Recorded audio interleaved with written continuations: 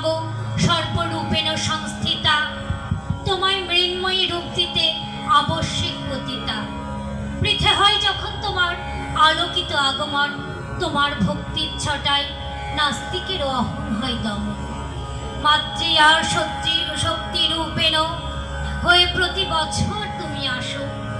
জানতে চাও মা কেমন আছে তোমার ভূমি?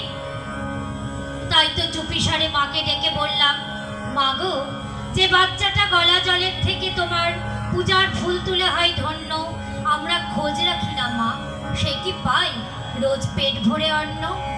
যে বাচ্চাটা প্রকৃতির প্রতিকূলতা উপেক্ষা করে তোমার গয়নার জন্য তোলে শোলা, জানো মা আমরা খোঁজ রাখি না তার ছাদটা ঢাকা না খোলা?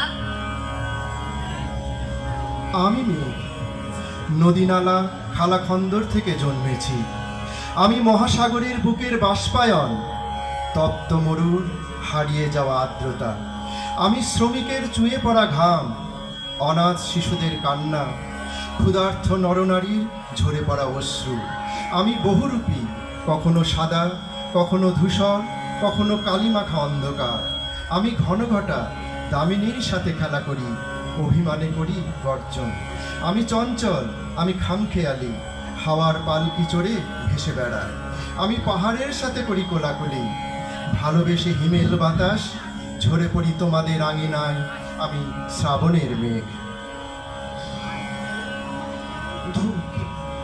আজকাল আর ভয় হয় না হারিয়ে ফেলার। যে সন্ন্যাসটাকে আঁকড়ে ধরেছিল লোহার সিন্ধুকে, আটকে রেখে লাভ কি?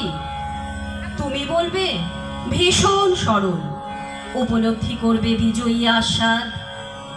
জানবে না এ আত্মা স্পর্শ করা বড়ই দুরূহ। কবিতার সাজঘরে মুছে ফেলা যায় মুখোশের প্রলেপ, কাব্যের স্নানাগারে ধুলে ফেলা যায় সমস্ত মলিনতা। শুধু স্পর্শ করা যায় না এ আত্মাকে।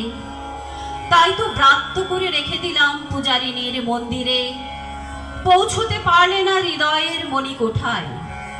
ধূপ হয়ে জ্বলে উঠল সমস্ত প্রতিরোধী স্পৃহা। সাদা অন্ধকারে ভরিয়ে তুলল ভুবন।